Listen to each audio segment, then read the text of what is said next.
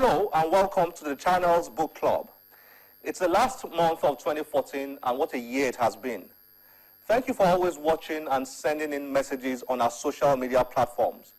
We hope you will continue to enjoy this show. There is a child literacy challenge in Nigeria. United Nations statistics show that over 10 million children are out of school in the country. We have often talked about the poor reading culture among Nigerian children on this show. This culture is very much connected to the literacy challenge. Lois Ekeleme, the coordinator of Barack Obama American Corner Literacy Project, and the coordinator at the Ovie Brume Foundation, a non-governmental organization focused on youth education and empowerment, joined us to take a look at this topic. Lois has a degree in library and information sciences and an MBA in human resources management. She has spent the last 3 years designing and implementing literacy education programs for primary schools across the Northeast, South-South, and Southwest geopolitical zones in Nigeria. Please join us after we take a short break.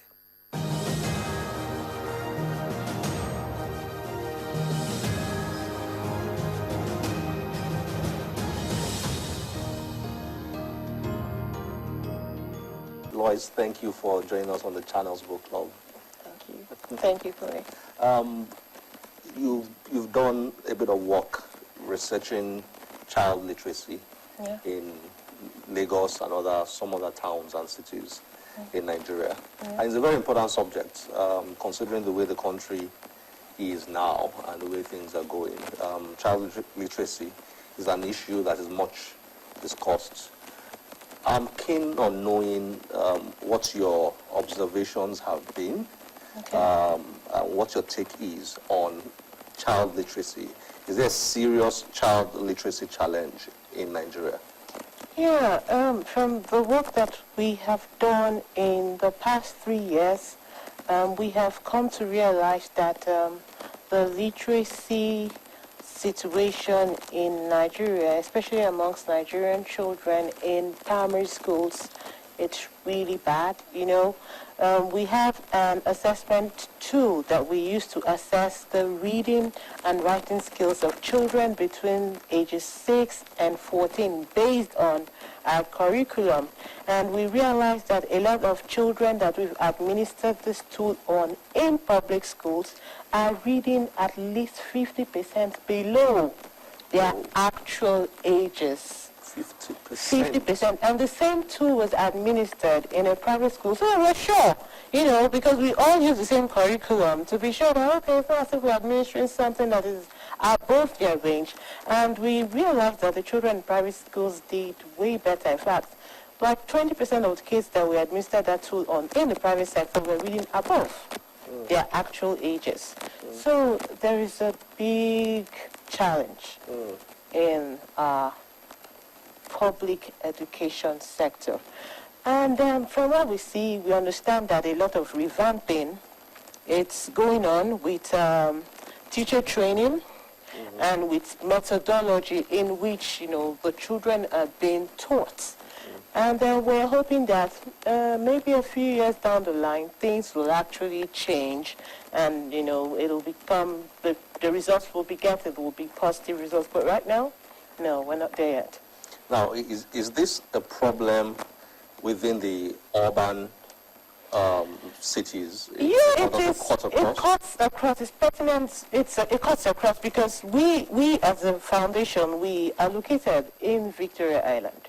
And the schools that we work with are public schools in Victoria Island, And we see the same thing that we see in Shagamu, we see the same thing that we see in schools in Iweko, we see the same things that we see in schools in the far north, as far as Gombe State. We've done some things. Yes, we've done some things in those areas. What do you think is responsible for this child literacy challenge that we have in Nigeria? Well, education is it's something that cuts across. It doesn't just happen in school, it has to start from the house. So I think that if parents are not literate enough, they may not be able to push their children to go the extra mile to do things that they need to do to achieve high levels of literacy. So my take from this, children that go to public schools are children that their parents are not, very, are not well off, in quotes, now. Or like when we were growing up where, everybody goes to public school, yes. Yeah. Now, people that feel they earn well take their children to private schools, so they just leave public schools for, the other people. So the children that we see are children of low-income parents, security people, cleaners, and those people in themselves are not literate. So what will they teach their children? So the children only depend on what they get from the school. And now we have moved from A is for apple, B is for boy, to phonics and diction and sounds. Apple for boy. Most of the teachers in our public schools do not have a firm grip on this trend. So how will this child compete with children, from private school or from other countries? Let me ask you something a bit fundamental, so that we're not assuming here. When you say literacy, and when you say high level of literacy, low level of literacy, how do you define that? Literacy is the ability to read and write and communicate. But the UNESCO definition of literacy is the ability to read, write, communicate, and interpret data gotten from, probably computers and, other places. So it's more than your ability to just read and write. So if you take all these factors into consideration, you can imagine where we are as a country. So how would you then describe Nigeria as a country in literacy terms? Statistics that we have show that illiteracy in Nigeria is going up. Illiteracy in Nigeria is going up. As at 2010, it was solemn said that the number has increased from what it was in 2007. Now, as at 2012, the Education Global Monitoring Report has it that about 10.5 million children are out of school. That's a very scary one. So 10.5 million. And we understand that we're not yet there with our millennium goals. Millennium development goals. Yes, millennium development goals when it comes to education, and they are adding, like we're not able to reach the goal now, so we're extending the time limit that we will reach the targets that have been set for everybody in Nigeria to become literate. So that's where we are as a nation. Okay, now, this is a very big problem because it's impossible to disconnect the literacy challenge from the socio-economic challenges we've had as a country for many years now. And look at what is going on in Nigeria's northeast today. I'm always thinking in my head the connection between terrorism that we're experiencing in northern Nigeria and literacy or illiteracy levels.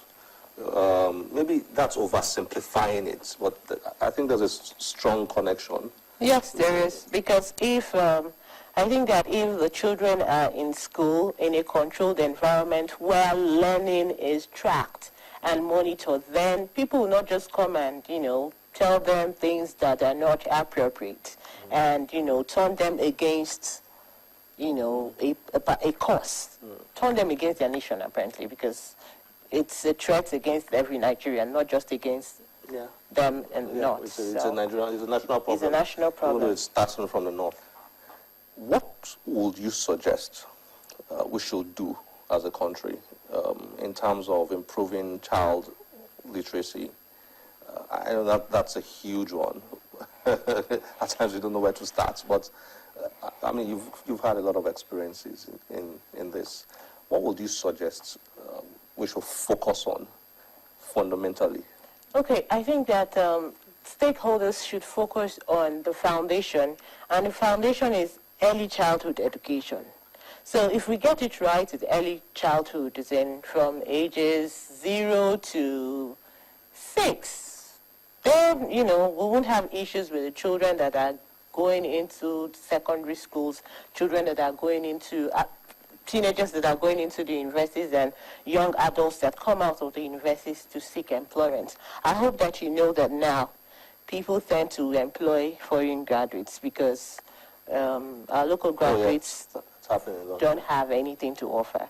You get graduates that cannot read, you get graduates that cannot write. So stakeholders should focus on early childhood education, look at the methodology again, and encourage an integrated family literacy project so that the parents are also being taught. Although we understand that there are various, what do you call this, places where older people go to learn? Adult literacy, yes. We understand there are adult literacy centers around and across, the country. But the government should pay more attention to that so that it would be a family integrated literacy thing. That way, we'll be able to solve the problem by over 50%. Okay, now we talk a lot about illiteracy and literacy, but I think there's a bigger problem in Nigeria where those who are supposed to be literate are not very literate. You might want to call them semi-literates now. Let's talk about the curriculum that you find in schools, the quality, the standard of teaching, the quality of facilities there.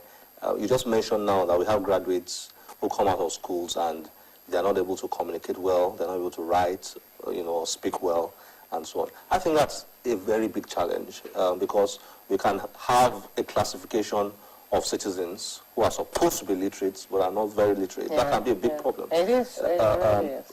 What have you observed in primary schools, public primary schools, in terms of the quality of education, in terms of the curricula rather? What's your take on that? From the schools where we've seen that the teachers go for trainings and they're changing the methodology in which they use to teach those children. So with time, we'll get better. But the structure is bad. How can you have 92 children in one class with one teacher? What kind of methodology would the teacher use to teach those children? Teaching has started shifting from, teaching one person teaching a lot of people to individualized teaching, where a teacher teaches a small group of children so that the teacher is able to ensure that delivery, is positive. So I think that we should take a closer, yes, we're trying to change our methodology. Curricula is also changing. They've added a lot of vocational subjects to what we're doing now, so we don't have just theory anymore. The children can actually practice, what they learn in the new curriculum, but the structure still needs to be addressed. And teachers should be encouraged. People should be encouraged to teach. Are you sure curricula is being addressed? I mean, when you have issues like history, not being part of what we teach in schools, and so on. Well, they've added a lot of subjects that didn't used to be part of the curriculum, yes. They have. So I think that the government has gotten it there. They have. They have. Yes. Okay. All right. Thank you very much, Lois, for joining us on the Channels Book Club. It's been a pleasure having you. Thank you very much, Kule. It's my pleasure coming to.